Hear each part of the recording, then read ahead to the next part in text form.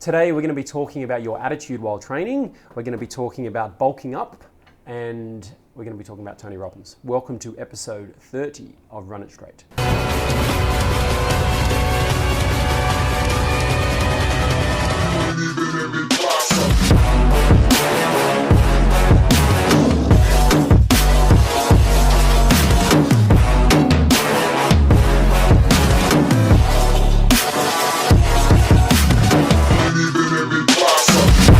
Okay, our first question. Is Blake the best trainer you've seen? I wonder who sent that question through. I would say Blake is a fantastic trainer. It's going to be an answer that you wouldn't expect.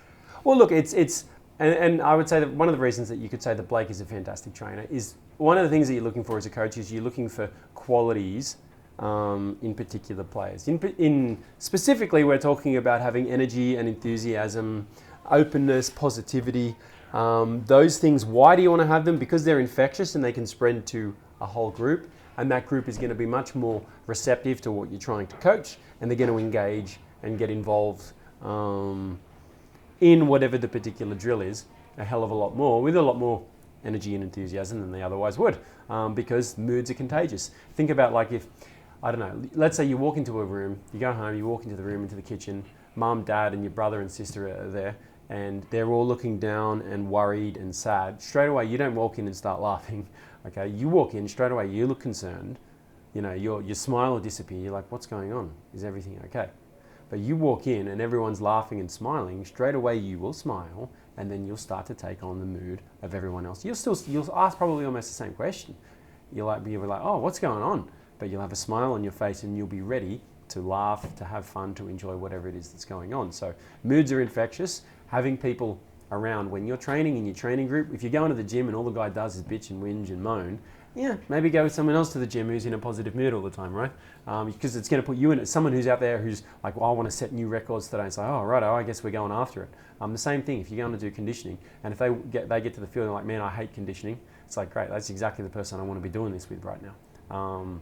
And so you know yourself that you'll have like, there'll be one or two people in the friendship group that when they're around, everyone has a whole lot of fun. When they're not there, you're still with your mates, but it's not as engaging and it's not as much fun. So attitude is infectious. Just be aware of that. If you're in a state and you're going into a room with other people and you're in a pretty strong state, if it's a bad state, maybe don't pass that on to everyone else. Maybe compose yourself a little bit before you go in. But just because you're having a bad day doesn't mean everyone else has to. Anything else you want to? Yeah, just to add on to that, I think someone like Blake has a good combination of enthusiasm, energy, but without disrupting the rest of the group at the same time. So you obviously still need to do the work. Yep. You can have fun and do the work. I think Blake's a good example of that. 100%. Yeah. All right, moving on. Question number 2. I'm a back, nippy and quick. Coach said I should bulk up a bit, but I'd lose some speed. What should I do? Okay, well, don't slow down. Have a goal of getting faster, not slower. You've said, the coach said I should bulk up, but I'd lose some speed. I don't know whether or not the coach said you need to put on some size, but you will get a bit slower, or that's just your interpretation of it. But so number 1, you never want to get slower in any field-based sport, let alone in rugby league. That does not benefit you or the team in any way whatsoever. Okay, so no. So have a goal of getting faster, not slower, number 1. Number 2, I don't really like the word bulk up so much. We want to add on some lean tissue. We don't want you to go and get fat, okay? Now, obviously, when you need to eat in a caloric surplus, to ensure that you are eating in a caloric surplus and eating sufficient calories for you to be able to maximize your lean tissue gain, you may gain some body fat, but we're not talking about gaining 10 kilos and 5 kilos of fat and 5 kilos of muscle. That is bulking up and that's getting fat and that's going to make you slow. But if you gain 5 kilos of lean tissue over 6, 7, 8, 9 months and you gain a kilo of body fat, that's not really going to make too much of a difference. Once you've got that lean tissue up, you can then lean down by going into a caloric deficit again while still hanging on to your lean tissue. We've talked about how to do that numerous times, resistance training, eating sufficient amount of protein and whatnot.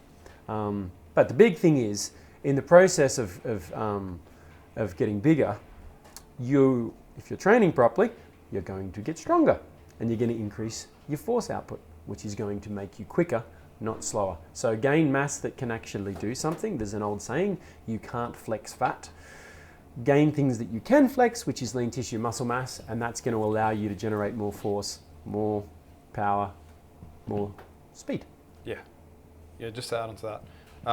If you approach it in the wrong way, yes, 100% you will get slower. But if you do the correct training, if you seek the right advice, the right coaching, the right training, there is no reason why you'll get slower whilst putting on some lean mass. So like Joe said, you'll get stronger, which will actually make you faster because your force output is... That's right. And look, there's all those other things. You gain some lean tissue, then work on strength, work on power, all of those. But yeah, you should actually get far. It should be the opposite to what you're thinking. The bottom line is you need to get the right advice. You need to be doing the correct type of training. So you're not doing your bodybuilding style training, but you're doing your athletic based training. And you're also still doing your field work whilst doing all the weights. Never stop the field work because it's detrimental to your calorie intake and just putting calories on weight. more. Yeah, exactly. So like I said, just get the right advice, correct training, and you'll get faster whilst putting on muscle. Yep, easy. Okay, last one is our education dump. And today we are talking about Tony Robbins. He's the guy who's like 6'7" with massive teeth and a huge jaw. You know, he could pull like a semi-trailer with those teeth. He's got a number of books. The two that you should pay the most attention to, which are more about sort of personal performance and whatnot, is Unlimited Power and Awaken the Giant Within. They're a little bit older, but again, you can get them all on audiobooks. He's a little bit different to the other two guys that we talked about. I would still probably put him as the number one, not motivational speaker, I won't put it that way, but performance coach, mindset coach in the world. The way that I've seen, consumed quite a lot of his stuff and seen some interventions that he's had with people that are absolutely mind-blowing. But one of the big takeaways that I would hope that you guys would get from this is his concepts about how to reframe the world. We've talked about this, and to use your language about how you want to see the world. Okay, so who was I talking about this actually? I can't mention who I was. I was literally talking to one of the boys about this. I'll tell you after. Okay. Last night. So something objectively happens, right? It is what it is. But you get to decide what it means. Okay, so most people have, unfortunately, a loser attitude in general, and when something happens, they apply their subjective loser opinions, or they run it through the loser filter of that particular situation, and they turn that objective thing into something bad. We had an episode, and I talked about, I won't say his name, but someone, remember, who got arrested for assault? Yes. And then how he thought it was the worst thing that had ever happened. Really the best thing that could have happened 100%. because it was there to diffuse the situation. Spiro, you need to find which episode that was, and you need to link it. Can I point somewhere and you make it pop up? Right there, we'll put it. No, I don't want it on that side. I want it above Chris. I've already pointed. Okay, so it's going to be. Go and watch that because that little whichever question it was. So you can jump it up so it'll start on that particular point in the episode. So okay, example. Let's say you don't make a Harold Matt side. Your friends, your family, maybe even you yourself. You look at the situation and you talk about how bad it is and how much it sucks and how much it's the end of the world and you're going to stop playing and you're never going to make it, or you decide it's a positive. Now I can go away and I can work twice as hard. I know that if I've missed out on making mats, there's going to be some skill work which is done in groups which I'm going to miss out on, and that is what it is. But I can go and get a personalized training program from an experienced coach, which is going to be infinitely better than the carbon copy stuff which the guys in the program, because we've got, again, every year we've got a bunch of guys that are in programs and we look at what their programs are and they suck, and they're not written individually for each of those kids. It's a generalized canned program. They might have the fat boys program and then the skinny boys program, if they're a good club. Some of them don't even have that. No. And then it might be 45 minutes one day, we had an hour on this day, and they might lift once or two times a week. There's not enough gear, there's not enough power acts, there's not enough dumbbells, so you can't even follow the program properly. So that's what they're doing. Or you're getting that personalized program, you're going to come in so much bigger, stronger, faster, leaner, fitter, and more powerful. so that when the next season starts, when they go, they do their rep duty and they come back, they're not even going to recognize you. Okay, so this is completely up to you to how you want to frame this as a good thing, a bad thing, or a neutral thing. And this is something that Tony Robbins, he teaches you actually how to go through and do this. He teaches you how to look at particular situations, and something happens, but whenever something happens, you get to decide what that thing means. And then we know that where you put your energy, that's what you're going to focus on. Where your energy goes, where your focus goes, your energy goes. Okay, so focus, instead of focusing on, oh, this sucks, this is the end, focus on, okay, what are the positives out of that? And then start putting your energy into that. This is the stuff that he goes through. And look, he's worked with, we're talking top level elite athletes, #1 tennis players in the world, sprinters, boxers. I think he's worked with like 4 different US presidents when they've been in really bad places, not knowing what decision to make about particular things one way or another. And they've brought him in to sit down and have a chat and have him talk through.